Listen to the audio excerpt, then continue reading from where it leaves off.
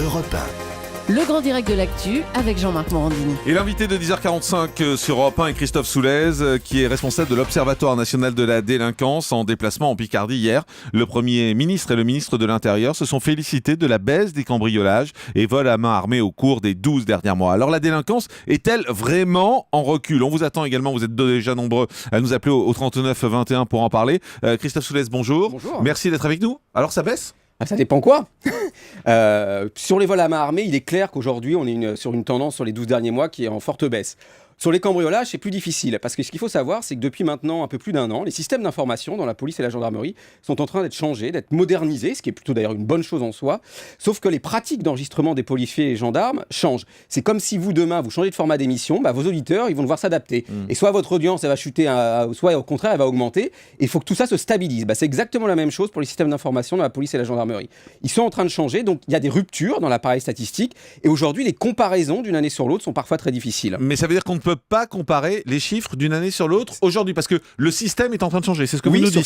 Sur certains chiffres, oui, sur certains types d'infractions. Les homicides, par exemple, on peut comparer. Les vols à main armée, on peut comparer. Les cambriolages, c'est un peu plus difficile. Les cambriolages, qu'il faut savoir, c'est qu'a priori, on est quand même sur un arrêt de la hausse qu'on a pu connaître depuis 5 ans. En revanche, dire que c'est véritablement un retournement de tendance qui va se confirmer ou pas, il faut attendre encore un peu de temps.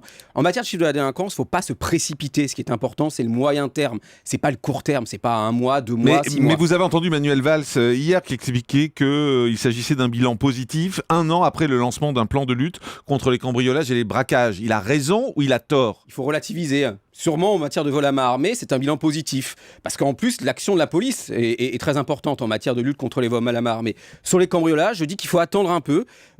Il est clair que la tendance haussière ne se poursuit pas aujourd'hui, mais savoir si ça va continuer ou si au contraire, c'est un incident dû justement au changement de ces systèmes d'information, au changement de ce qu'on appelle dans le jargon policier les logiciels de rédaction des procédures, il faut attendre un peu. Mais je vais vous poser la question que je pense beaucoup d'auditeurs se posent en ce moment. Est-ce que ces chiffres peuvent être manipulés? Oui, mais comme tous les chiffres, oui. Comme toutes les statistiques peuvent être manipulées, bien entendu. Ce qui est important de voir, et c'est ce qu'on essaie de faire à l'Observatoire depuis maintenant une dizaine d'années, c'est d'avoir une approche multisource. Ne pas se contenter uniquement des chiffres de la police et de la gendarmerie. Je rappelle une chose très importante. Les chiffres de la police et la gendarmerie, ce n'est pas la délinquance. C'est pas ce qu'on appelle la délinquance. C'est l'activité d'enregistrement à un moment donné des crimes et délits par la police et la gendarmerie. Alors la délinquance, c'est quoi? La délinquance, c'est quoi? C'est l'ensemble des infractions qui sont véritablement commises sur le territoire national. Or, on le sait, pour de très nombreuses infractions, et c'est pas propre à la France et dans tous les pays pareil, les victimes ne vont pas déposer plainte pour des raisons qui peuvent être très différentes. Donc les chiffres sont faux? Non, les chiffres reflètent une activité d'enregistrement. On veut faire dire aux chiffres qu'ils reflètent la délinquance, alors qu'en fait, c'est uniquement à un moment donné les propensions des victimes à aller déposer plainte. D'accord. C'est une activité d'enregistrement des policiers. Si je et des résume gendarmes. ce que vous me dites, les chiffres que l'on nous donne, c'est le nombre de plaintes déposées en police. Exactement. Et ce n'est pas le nombre d'actes délinquants. Exactement. Et c'est bien pour ça que depuis maintenant 2007, avec l'INSEE, l'Observatoire mène chaque année ce qu'on appelle une enquête de victimation. Les Américains font ça depuis 35 ans et les Britanniques depuis 20 ans. Ils ont compris largement avant nous l'intérêt de ces dispositifs. Et cette enquête de victimation, on va interroger 17 000 personnes chaque année. C'est un sondage? Oui, un sondage, mais en face à face, même pas par téléphone. Pendant 1 heure, on interroge les gens pour savoir s'ils ont été victimes de telle ou telle infraction. Et surtout, si elles ont été déposées plainte ou pas. Ce qui nous permet en fait de connaître la différence entre ce qui est connu des autorités et ce qui est vécu par les victimes. Et les taux de plainte sont très faibles. Mais alors, cette enquête de victimisation est faite aujourd'hui en France? Oui, bien sûr, depuis 2007. Alors, ça monte ou ça descend? Alors, on aura les résultats de la prochaine le 9 décembre, mais on constate a priori une stabilisation des cambriolages. En revanche, on constate dans les déclarations des victimes plutôt, par exemple, une hausse des vols avec violence. On va au standard d'Europe 1. Jean-Marie, bonjour. Bonjour Jean-Marc. Bienvenue sur Europe 1. Vous avez été victime d'un vol. Et vous... Alors je vous explique. Allez-y. Je vous explique Jean-Marc. Bon, votre intervenant est quand même honnête. Hein. Bon, je vais être Merci un peu moins pour lui. technique. Je vais être un peu moins technique. Moi, je vais être beaucoup plus terre à terre. Je vous explique.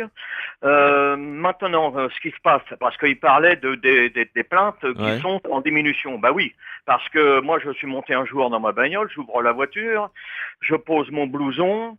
Il y a 2 mecs qui arrivent, qui arrachent le blouson. J'en rattrape un. Il me met un coup de pied, bon, je m'étale et le blouson, il est parti. Je vais au commissariat qui était à 200 mètres de là, on m'a viré. D'accord? C'est d'ailleurs, vous on avez... m'a viré. On n'a pas pris votre plainte. Ah non. Et on m'a viré et on m'a dit, écoutez, monsieur, on n'a pas que ça à faire, vous avez rien.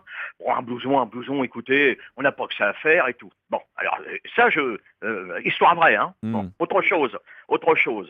Maintenant, Alors ça concernait le dépôt de plainte. Évidemment qu'il y en a de moins, hein. Ça c'est clair, puisqu'on vous vire du commissariat.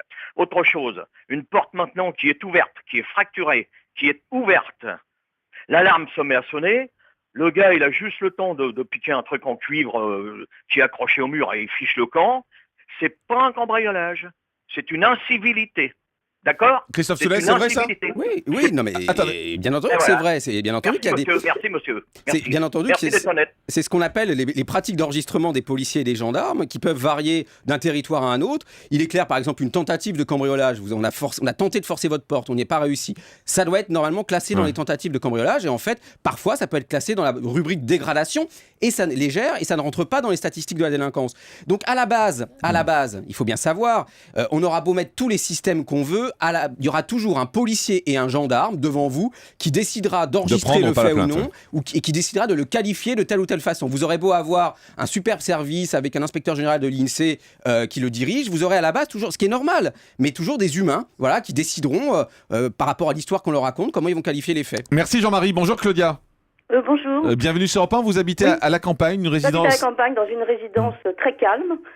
Aucun cambriolage depuis des années et des années. Je suis rentrée du restaurant à 10h30 le soir et il y a 2 types qui étaient rentrés chez moi et qui m'attendaient à main armée, qui m'ont donc menacé. Ils m'ont fait ouvrir mon coffre et ils m'ont séquestré. Après, ils avaient préparé les toilettes, ils avaient envolé les poignées des toilettes et ils m'ont séquestré dans les toilettes. Donc voilà, c'était pour dire que... Mais vous avez le sentiment que la délinquance augmente, Claudia, c'est ce que vous voulez dire en fait. C'est-à-dire quand j'ai vu l'expert en assurance, il m'a dit qu'il était débordé et que les homejacking, c'était de plus en plus courant, que ça n'avait jamais été comme ça.